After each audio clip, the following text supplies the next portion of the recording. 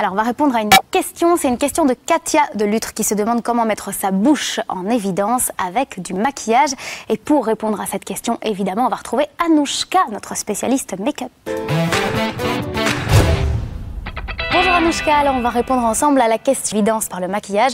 Et pour ça, on a un joli modèle qui est Rosine et qui a une superbe bouche. En effet, bonjour Gwen. Bonjour. Alors je vais vous donner les astuces.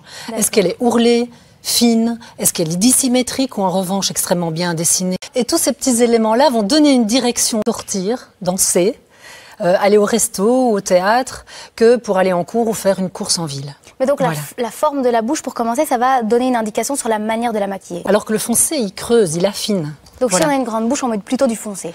Oui, que chacune peut trouver vraiment la formule qui lui convient. Et pour Rosine alors? Alors pour Rosine, la première chose, c'est choisir la bonne couleur. Ok. Alors je vous ai fait un petit dessin. Je vous ai apporté ce dessin parce que je ne pouvais pas apporter tous les rouges à lèvres que j'ai à l'atelier. Ce ne serait pas possible de les montrer tous. Mais donc c'est vraiment pour pouvoir montrer à toutes les femmes qu'il s'est posé la bouche au pinceau, de telle sorte à pouvoir bien la dessiner et ne pas la rendre trop dure. Parce qu'alors on fait tout avec... Oui, c'est ça, mais on va bien la dessiner grâce au pinceau. Okay. Vous allez voir la démonstration. En passant par le noisette automne, en continuant par des couleurs, soit un rouge franc vermillon, un orangé, et j'en passe. Et il y a aussi, donc ça, ce sont des rouges à lèvres qui sont un petit peu hydratants, qui sont un petit peu transparents. Et donc ça va me permettre d'avoir quelque chose d'un petit peu épuré. Et je vais choisir pour Rosine celui-ci. On a choisi ça en coulisses ensemble. Elle est toute jeune, toute rouge à lèvres. Va vraiment apporter ce petit côté peps. Oui, peps. Et puis comme si elle avait mordu dans un fruit. Voilà, ça va être sympa. Il faut quand même que je dise pour les téléspectatrices qu'il existe aussi... Donc si on garde la ligne de conduite du fait de savoir si on a quelque chose qui brille ou qui est coloré, alors je donne du galbe. Et si je travaille avec un peu le jeu. Donc le gloss, ça va justement oui, ça galbe galber. encore. Okay. Voilà. Donc je vais pas la matière. C'est un pinceau spécial pour le rouge à lèvres.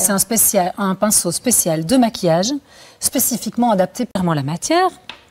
Alors Rosine, entrouvrir la bouche légèrement. Soi-même ça. Oui, il suffit d'observer. Trait de crayon, mais j'ai la précision, vraiment. Maintenant, je m'applique docilement. Allez-y. Voilà. Ensuite, je colorie. Et puis, je vais te demander, Rosine, de mordre une seule dans l'autre sens. Et dès lors, encore, voilà. C'est super beau. Et c'est super joli. Ouais. Et là, tu peux pincer un peu. Il est possible, bon, ça va faire un peu fort sur Rosine, hein, je préviens. Ici, c'est vraiment le point plus à prendre.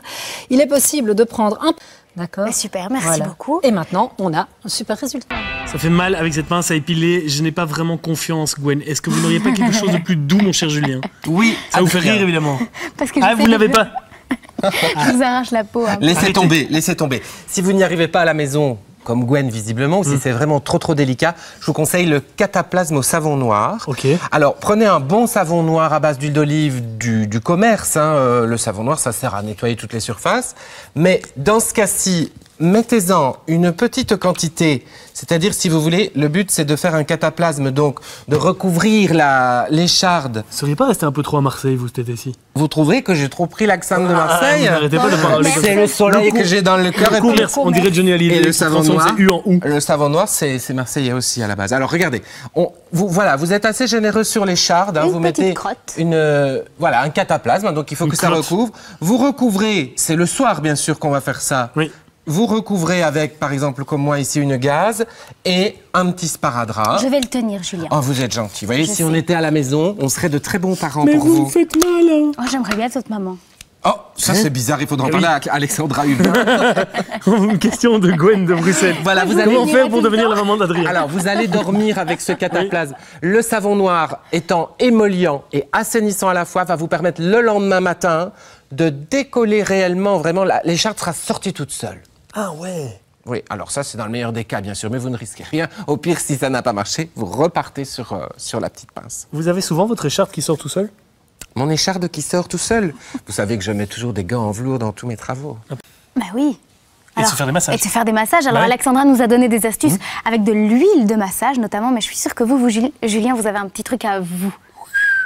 Est-ce que vous connaissez l'huile de coco, celle qui fait fureur maintenant dans les rayons des huiles, hein, dans les supermarchés, mais aussi en magasin bio? Mon épouse, elle cuisine avec ça. Voilà, exactement. Donc si vous prenez une huile de coco bio, ça se présente un peu comme un beurre solide, ça sent délicieusement bon. Super bon. Et qu'est-ce qu'on peut faire avec? Eh bien, je vais vous montrer. En fait, on peut prélever une petite quantité de ce beurre, hein, donc c'est l'huile qui est issue vraiment de la chair du coco. On la chauffe dans la main et ça, c'est une huile de massage ultra sensuelle. Et vous savez quoi? Vous Pénétrante. embrassez. Ah oui, mais elle est comestible.